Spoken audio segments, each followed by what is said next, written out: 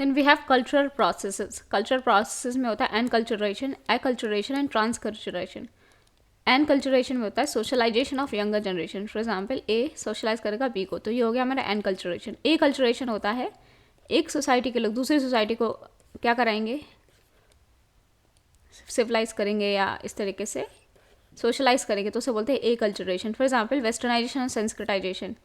इसमें ए कल्चरेशन में एक को सुपीरियर माना जाता है, दूसरे को इन्फीरियर. फॉर एग्जाम्पल वेस्टर्न, जब वेस्टर्न कल्चर, वेस्टर्न लोग, यूरोपियंस हमारे इंडिया में आए तो हमारा डायरेक्ट कॉन्टैक्ट हुआ तो हम वेस्टर्नाइज्ड हुए, तो ये क्या होगा वेस्टर्नाइजेशन. यूरोपियन कल्चर अपने आप को सुपीरियर मानते हैं, इंडियन कल्चर इन्फीरियर, तो हमने जो उनका कॉपी किया तो उसको बोलेंगे westernization. For example higher caste lower caste को जो कॉपी करता है उसे बोलेंगे संस्कृताइजेशन. जैसे हमारा 4 वर्ण होता है, जैसे ब्राह्मण क्षत्रिय वैश्य शूद्र, तो ये हमारे वेदास में 4 वर्णा के बारे में लिखा हुआ है. जो शूद्रा है दे आर नॉट अनटचेबल्स.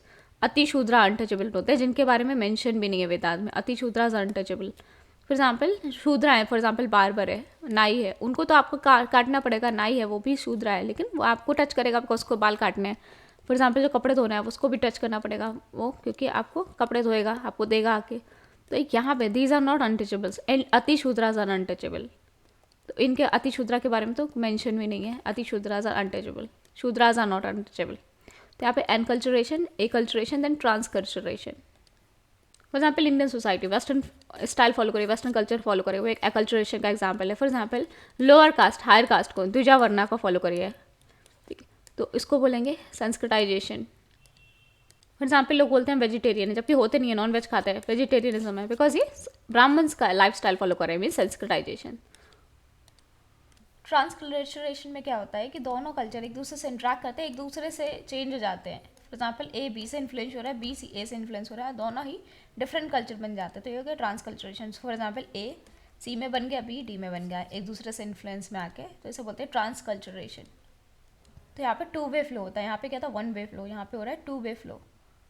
तो जब एक्लचरेशन होता है तो एनकल्चरेशन पुलस बैक. फॉर एग्जाम्पल बच्चे का वेस्टर्नाइज हो रहा है, बाहर पिज़्ज़ा बर्गर खाएगा, लेकिन घर वाले क्या करेंगे एनकल्चरेशन से घर का खाओ, वो तो क्या बाहर का. तो इस तरीके से enculturation will pull you back. For example बहुत ज़्यादा western language English language use कर रहे हो, तो एनकल्चरेशन पेरेंट्स क्या बोलेंगे, कभी हिंदी भी यूज़ कर लेकर, मातृभाषा वो सबसे इंपॉर्टेंट होती है. इस तरीके से एक्लचरेशन अच्छी तरह नहीं हो पाता because enculturation pull us back. For example एक बेबी को अडॉप्ट कर लिया, इंडियन बेबी को अडॉप्ट किया अमेरिकन पैटर्न में, वो टोटली वेस्टर्नाइज्ड होगा बिकॉज एनकल्चरेशन का इन्फ्लुएंस नहीं होगा. तो एनकल्चरेशन कभी भी कंप्लीट एकल्चरेशन नहीं होने देता है.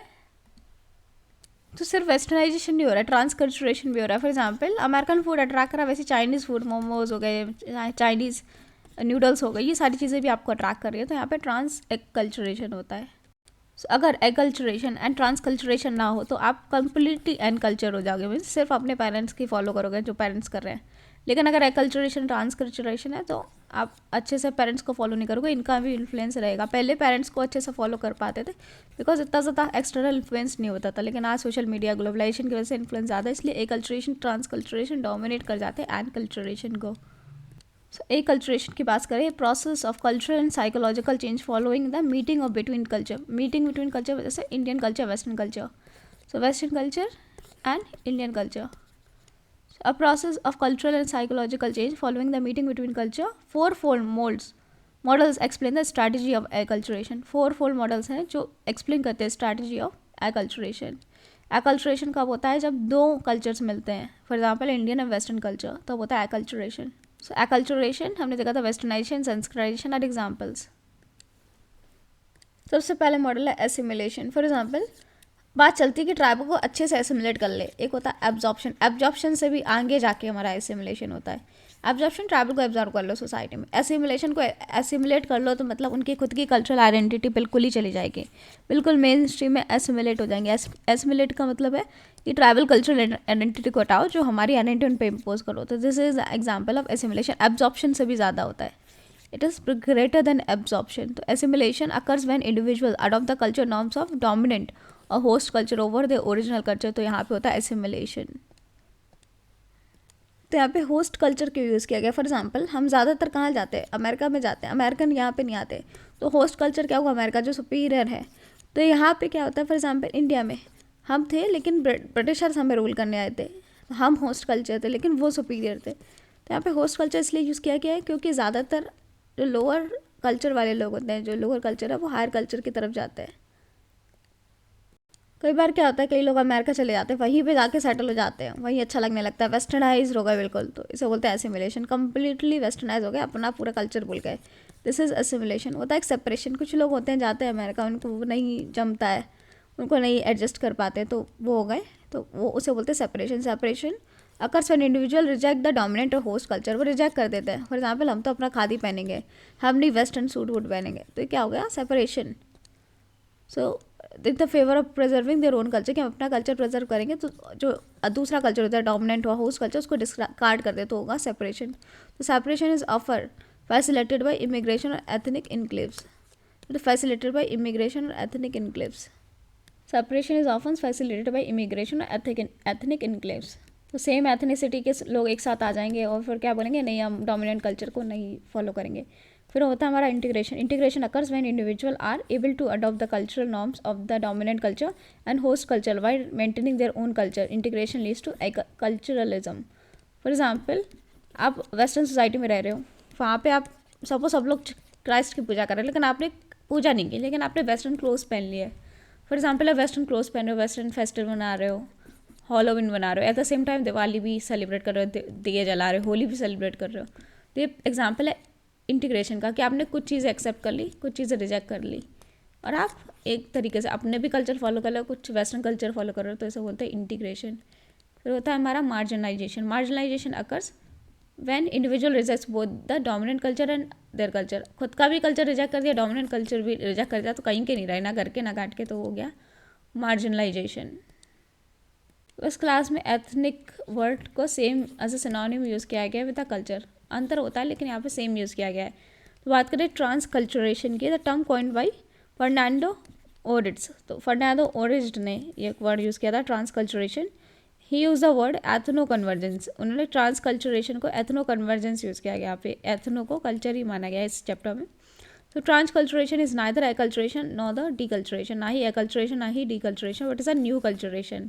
नया टाइप का कल्चरेशन है। ट्रांसकल्चरेशन में lead to ethnic conflicts, racism and multiculturalism. तो इससे क्या होता है, ethnic conflict, racism, multiculturalism. For example, Hindu and Muslims in India, यहाँ पे ट्रांसकल्चरेशन है, यहाँ पे एथनिक कॉन्फ्लिक्ट रहता है, या फिर कम्युनलिज्म रहता है, बिकॉज ऑफ ट्रांसकल्चरेशन। तो ट्रांसकल्चरेशन में क्या होता है, जब दोनों एलिमेंट्स को आप ना ही सुपीरियर बोल सकते हो ना ही इन्फीरियर बोल सकते हो। फॉर एग्जाम्पल, हिंदू मुस्लिम साथ रह रहे हैं, तो ना ही कोई सुपीरियर है ना कोई इन्फीरियर है, क्लियरली नहीं बता सकते। लेकिन वेस्टर्न कल्चर जब इंडिया है तो क्लियरली वो सुपीरियर था इंडियन कल्चर से। हम भी इसको फॉलो करना चाहते हैं। क्यों फॉलो करना चाहते हैं? Because it makes our life easy. Dhoti पहनने से अच्छा पैंट पहन लो, धोती पहनना डिफिकल्ट है आज के ज़माने में। तो इस तरीके से we also get westernized because we want to get, तो because their culture is superior. जहाँ पे कल्चर सुपीरियर इन्फीरियर नहीं होता है, सेम कल्चर होता है, तो क्या होता है, वहाँ पे एथनिक कॉन्फ्लिक्ट्स होते हैं। फॉर एग्जाम्पल, नागा में they demand different separate country, तो वहाँ पे डिफरेंट एथनिक सिटी के लोगों के बीच में एथनिक कॉन्फ्लिक्ट्स होते हैं, बिकॉज ना ही कोई सुपीरियर है ना ही इन्फीरियर। वहाँ पे होता है ट्रांसकल्चरेशन। तो जब ब्रिटिशर्स आए थे तो westernization was not a problem. Westernization problem नहीं था, ब्रिटिशर्स जिस तरीके से हमें रूल कर रहे थे वो प्रॉब्लम था। Westernization was not problem. Westernization हमने खुद अडॉप्ट किया, it was not forced on us.